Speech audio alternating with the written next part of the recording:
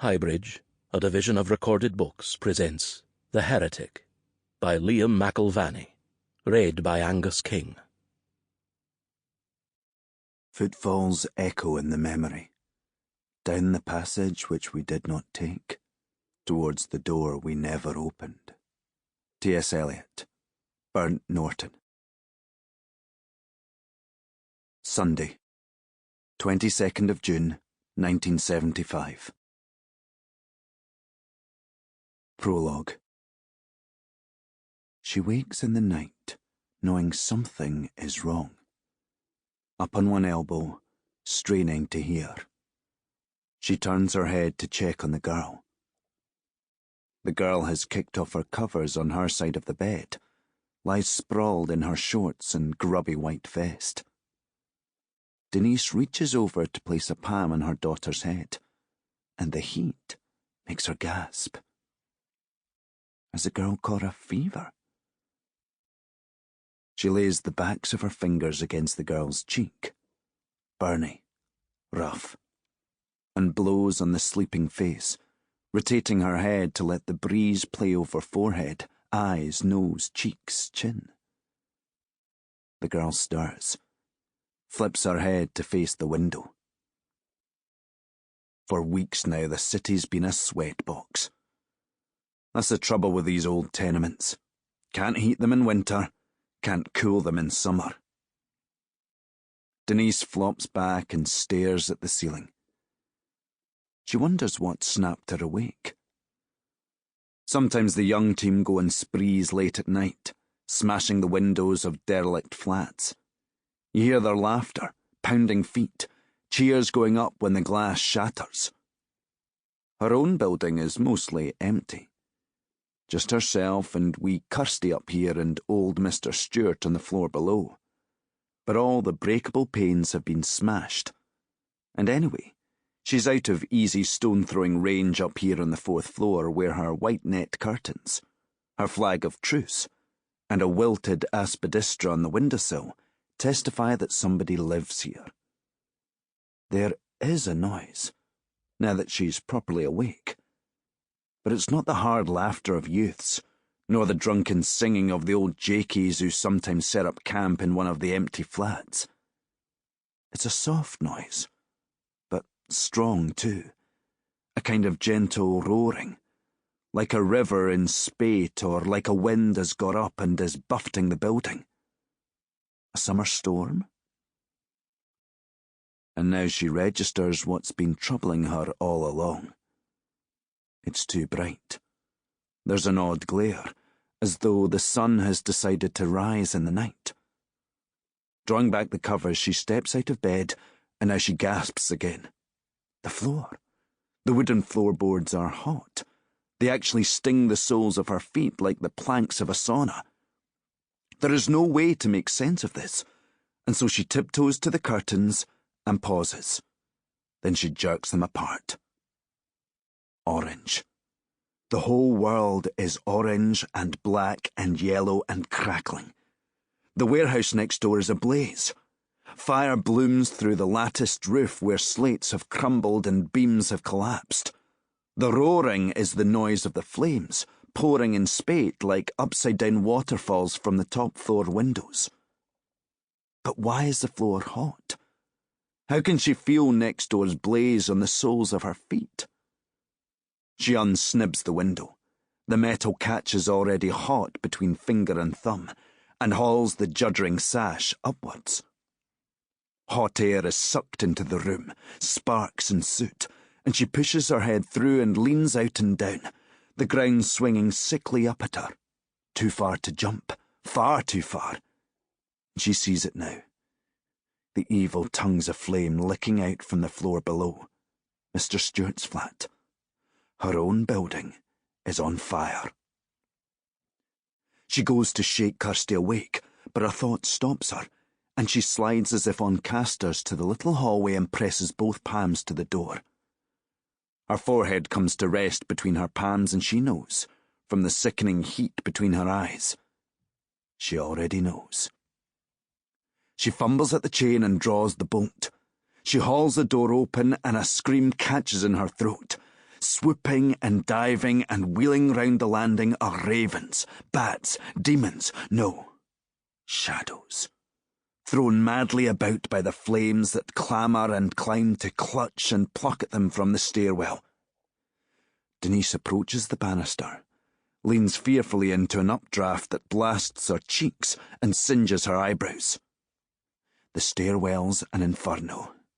Hell's been installed in a Tradeston tenement. She staggers back to the flat, slams her door, slides the bolt and then the chain as if the blaze will be deterred by something a well-placed boot sole could obliterate. She snatches towels from the laundry basket, 2, 3, 4, soaks them at the jawbox sink and lays them along the bottom of the kitchen door. She retreats across the blistering lino and the hot boards to the bed recess where Kirsty is rousing and moaning. Denise climbs back into bed and takes the child in her arms, laying the girl's sweaty head against her chest. She hears a crash from somewhere below. She presses her daughter's head even tighter to her chest and squeezes, her eyes tightly shut. Old Mr. Stewart. You stupid bastard, she thinks. You stupid fucking bastard. You have left a chip pan on, or you have fallen asleep with a fag in your hand, and your stupidity is now going to kill us all. I hope you die in agony, burned in a hell of your own pig-stupid making. But maybe it was not Mr. Stewart at all.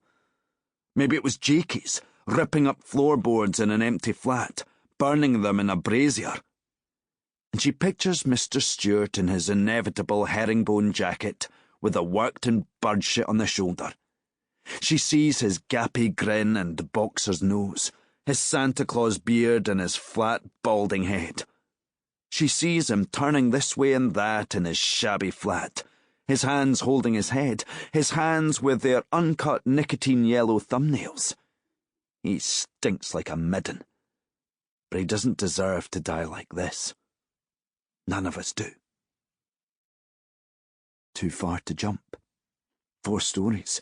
Far too far. Would they do it together, when the time came?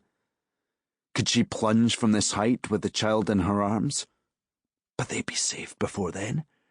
Any second now she would hear them. Sirens, splitting the night. Blue lights whirling. Up the stairs they will stamp, the firemen in their gear, striding through the flames, taking their axes to the front door, shouldering through the splintered wood, bearing them away to safety. But suddenly she knows what it was. The crash she heard.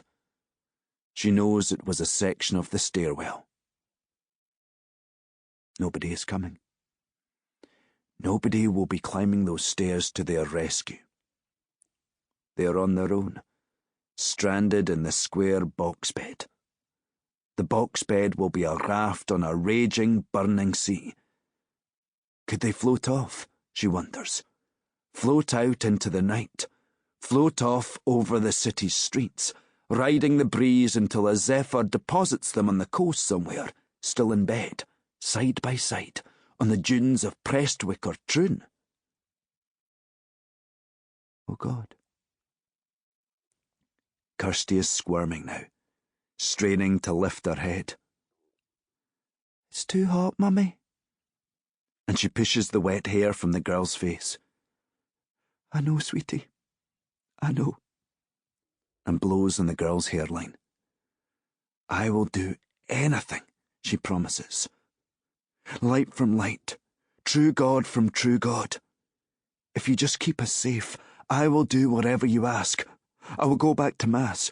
I will get back together with Gordon. I will take him back. I will do that much. And his kingdom will have no end.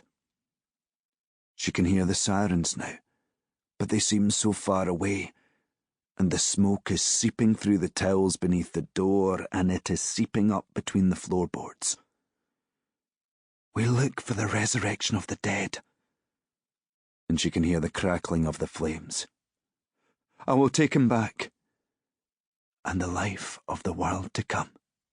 Keep us safe. Part 1. A World of Speculation. Tuesday, 1st of July 1975. Chapter 1. Duncan McCormack was running.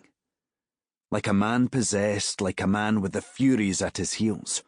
Up Hindland Road, past the parish church, then down Over Drive with the big chimney of Gartnavel Hospital rearing up over the tenements.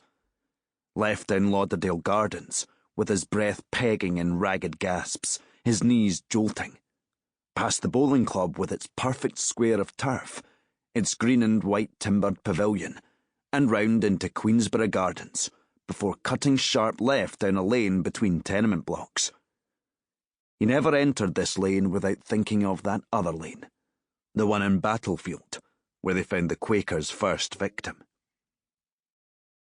Bursting out onto Clarence Drive, he heard, too late, the mosquito drone of an electric milk float that braked to miss him, chink and rattle of bottles and crates, muffled curse of the driver. And McCormack raised his hand in apology before sprinting off past Hindland Academy, looping round a leafy crescent of villas and back onto Partick Hill Road. He stopped at the junction with Gardner Street and checked his watch. 27 minutes and 20 seconds. He had shaved nearly a minute off his time in the past 2 weeks. He planted his hands on his knees and bent over, sucking lungfuls of air, feeling the blood pool in his face and head, sweat spotting the pavement. Finally, he straightened up and took her in. The view. The best view in the city. The view that made the run worthwhile. The sandstone canyon of Gardner Street dropped away like a ski jump. The city's steepest street. Down at the foot of the hill was the early traffic on Dumbarton Road. If you raised your eyes, you could see the river and the cranes and the green hills of Ayrshire down to the south. The south. If you kept going, down past the borders in Yorkshire and the English Midlands and Oxfordshire, you would reach the grey, spreading stain of London. And Peckham. And the little brick house with a wooden gate on Marsden Road. And the stone-flagged path to the green front door with a cracked pane of stained glass, and maybe a head bobbing into view behind the glass. A head with curly brown hair above green eyes. Eyes that crinkled at the corners when the mouth creased in a smile. Fuck it. Stop. He turned away from the view, lifted the hem of his t-shirt, and wiped his face with it, the breeze chilling his sweat-slick ribs. He set off down Gardner Street, turned left onto Caird Drive. There was no point thinking about that. Brown hair, green eyes. No point thinking about what you'd lost. Think about what you still had to find, what you'd come back to find. The job was to find Walter Maitland. This was how he thought of it. Not nailing Maitland or catching Maitland. Finding Maitland. In one sense, finding Walter Maitland was easy. He lived in a big house in Bear's Den. You could march up his driveway and knock on his door. But finding Walter Maitland and his crimes? That was the challenge. McCormack thought of all the malfeasance in the city. Drugs, protection, gambling, girls, stretching in all directions like a dark labyrinth. And the beast who prowled it, the Glasgow Minotaur, was Walter Stewart Maitland. McCormack had been stalking its corridors for months, turning down its dog legs and dead ends, doubling back on himself. No nearer, it seemed, to the beast at its heart. He was climbing the short flight of steps to number 43 when a car door opened. "Sir?" McCormack whipped round. "Do you see Knuckle?" He made a show of scanning the street. "People will talk. Parked outside the boss's flat at 7 in the morning." She smiled tightly, looked at her watch. 20 past, sir." "What's the word then, detective? What's happened?" She was standing beside the car now. A murder, sir. Down Crawford Street. A man. Haddo's assigned it to us. You were on the way, so I thought I'd stop. OK. Look, come up to the flat. Have a quick cup of tea. I'll get changed. Nicol checked her watch. McCormack rested his hands on his hips. He'll still be dead in 15 minutes, Nicol. Come on. She locked the car. He led the way up the stairs, conscious now of his sweat, his laboured breathing, shaking loose his bunch of keys. Sorry. It's right at the top. It always is, sir. McCormack nodded. It was true.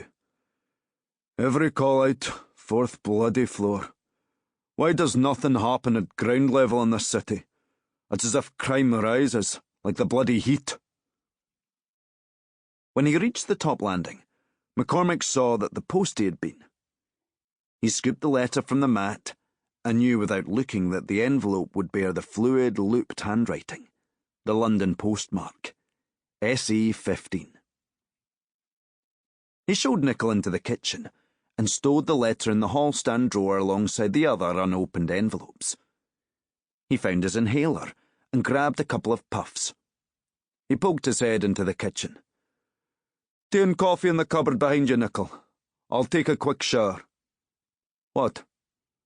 Nicol was smiling. Nothing, sir. It's just... She gestured round the room. It's like the 1930s in here. Not exactly ideal homes. McCormack glanced around the kitchen. He'd inherited the flat from his gran when he was 26. He'd changed nothing in the 12 years since. Now he studied the kitchen, with its mint green wall tiles, chipped enamel bread tin, its range cooker on the green and yellow checkered lino, and he rubbed a hand against the bristles on his jaw. What can I say, Nicol? Quality never goes out of style. 10 minutes. He paused with his fingers clamped to the doorframe. What the hell were you doing in the office at this hour anyway? She shrugged. Getting a head start, sir. You'll go far, Nicol. Further than most of the lazy bastards in Glasgow CID. Me included. Right. He slapped the doorframe twice. 10 minutes. Tops. 15 minutes later, they were turning onto Dumbarton Road. The locus is Crawford Street. One of the back courts, sir, as far as I understand. A corporation bus pulled out sharply in front of them, the green, white and gold livery stippled with dirt. And Nicol pumped the brake and slammed the horn with the heel of her hand. The driver's arm emerged from the bus window, hand up in acknowledgement. So what did he say? McCormack asked. DCI Haddo? Nicol focused on the road for a spell. He said we'd had long enough in the Maitland case, sir. It was time to move on. That sounds a little diplomatic for Haddo. You sure that's how he put it? The phrase, pissing taxpayers' money up against a wall, may have been used, sir. The phrase, fannying about. McCormack shook his head, breathed the word, arsehole, in a weary sigh. Still, at least it's on your home turf, sir. Nicol glanced in the rear view. A murder on your doorstep. McCormack snorted. It's the other side of Dumbarton Road, Detective. That's a foreign country down there. As Nicol drove, McCormack told her about Partick, the history of the district. The medieval village mentioned by King David I in 1136, when he granted the lands of Heretic to the church. How the Archbishop built his summer palace here, before the old village of Kirks and Mills was swept away by the tide of industry. Shipbuilding, dye works, print works. The district split in two then, with the workers housed on the low ground by the river, while the middle classes climbed the slope to the north. Coal merchants would charge different prices when they crossed Dumbarton Road. The half-crown bag in the workers' slum became a 5-bob bag in a hilltop apartment. There was the Hoff Croon side of Dumbarton Road, and there was the 5 Bob side. And I, McCormack said emphatically, come from the 5 Bob side. Don't you forget it. Thought you were a Highlander, sir, said Nichol. I am, he said. I was brought up in Ballyhoolish, but my granny lived here. I used to come down and stay with her every summer, get summer jobs, knock about the city. So I'm a Glasgow Highlander, if you like. He smiled. The best kind of Highlander. A uniform flagged them down on Crawford Street. McCormack flashed the warrant card as he stepped from the car, clamping the brown trilby onto his head. "It's over here, sir."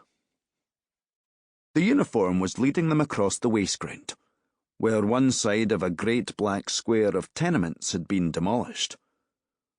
Already the smell was catching at their throats. The back court at Crawford Street was a vast open-air rubbish dump, a tip, a coupe, right in the heart of a built-up area. An inland sea of putrefying garbage, with gulls pecking and squawking, lifting and settling with angry flaps of their wings. The uniform hoisted the red and white police tape, and they ducked under. A path had been cleared through the mounds of black bin bags and boxes. McCormack thought of the Red Sea as he tramped towards the little clearing. A second uniform and a plainclothes CID man waited by the body. The uniform nodded, stepped back to give McCormack room, uttered a begrudging, "Sir?" The plainer, he was from the Marine Police Station on Anderson Street, and Davin or Devine or something was his name, said nothing. McCormack knew him from the Quaker investigation, back in '69. "Duncan McCormack, Serious Crime Squad," McCormack said, though both of these men would know who he was. Both would resent him. This had been their murder. Now it was his. McCormack dropped to his haunches, tugging the knees of his trousers. It was a physical act he repeated at the scene of every murder he'd attended, and it brought them all flashing through his mind. All the corpses he'd scrutinized, beaten, choked, shot, stabbed. By the looks of things, this one was beaten. A tall man in a boiler suit that was 2 sizes too small, probably from a thrift shop or scavenged from somebody's rubbish. It bunched at the crotch and fell short at the sleeves and the trouser cuffs. The man's feet were bare. The 2 smallest toes on his right foot were bloody and raw. An accident? Possibly rats if he'd been here that long. The feet were livid and blue. The boiler suit was the kind with stud fasteners rather than a zip. The studs were undone almost down to the crotch. The man didn't appear to be wearing anything under the boiler suit, and there was bruising and grazing, splotchy and raw, on the exposed regions of the man's torso. His hair was longish and white, and there was a silvery glint of stubble on the chin and throat. Beyond that, it was difficult to gauge much from the face. You could tell it was a face. Beyond that, he was struggling. He'd been bludgeoned repeatedly, possibly with one of the bricks or half-bricks littering the ground, or with one of the broad-bottomed wine bottles bobbing on the sea of rubbish. The man's hands were bruised and swollen, fingers black and purple, blood or mud under split nails. He wore a pinky ring, with some kind of ruby or garnet on his left hand, and a signet ring on his right ring finger.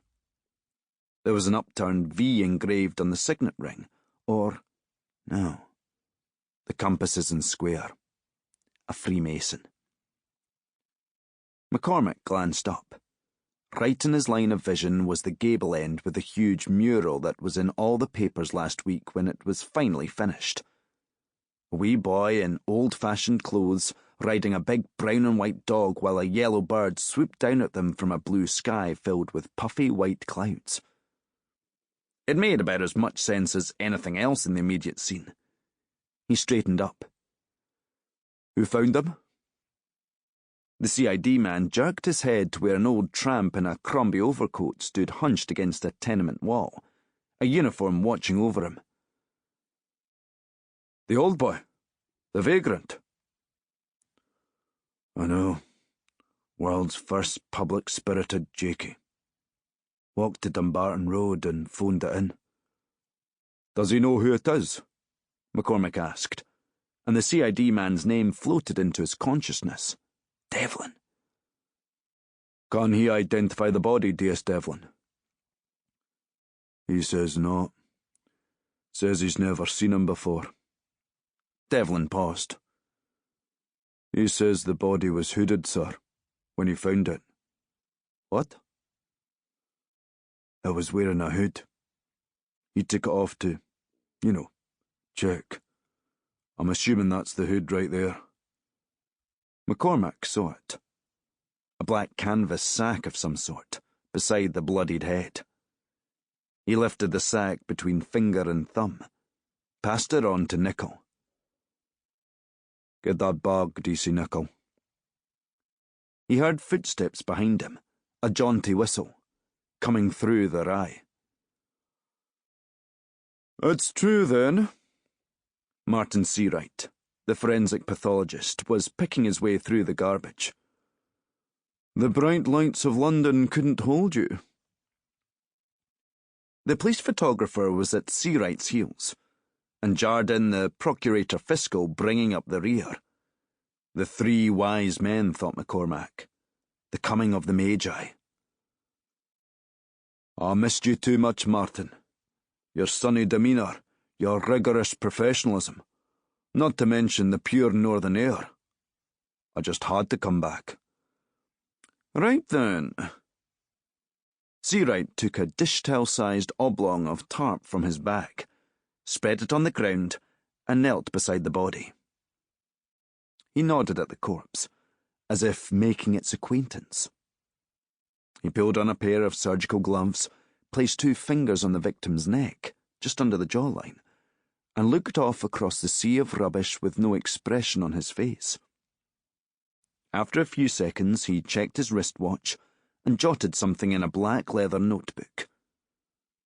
When he started on the examination, McCormack left him to it, wandered off a few yards and lit a cigarette.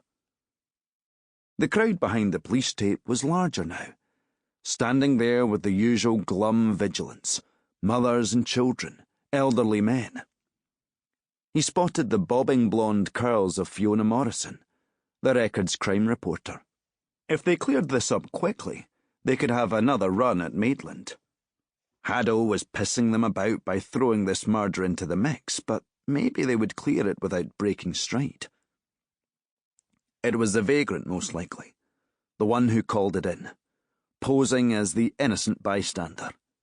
If not him, it would be another derelict. A fight over the dregs of a bottle. A drunken tussle that spiralled out of hand. The hood was a troubling detail, certainly. And why was the victim still wearing his rings? One gold, the other an authentic-looking ruby. But they would sort it out. They would blitz the door-to-door, round up all the Jakies in the district. Then they could get back to Walter Maitland. Back to something that mattered. McCormack finished his cigarette and ground it underfoot. Inspector! Inspector! Fiona Morrison looked like she was flagging down a taxi. Inspector! Can we have a quick word? She always used the first-person plural, as if the corporate might of the Record stood behind her every word. McCormack bowed his head and crossed the patch of waste ground. Morrison detached herself from the little crowd, and they met across the sagging incident tape. Murder.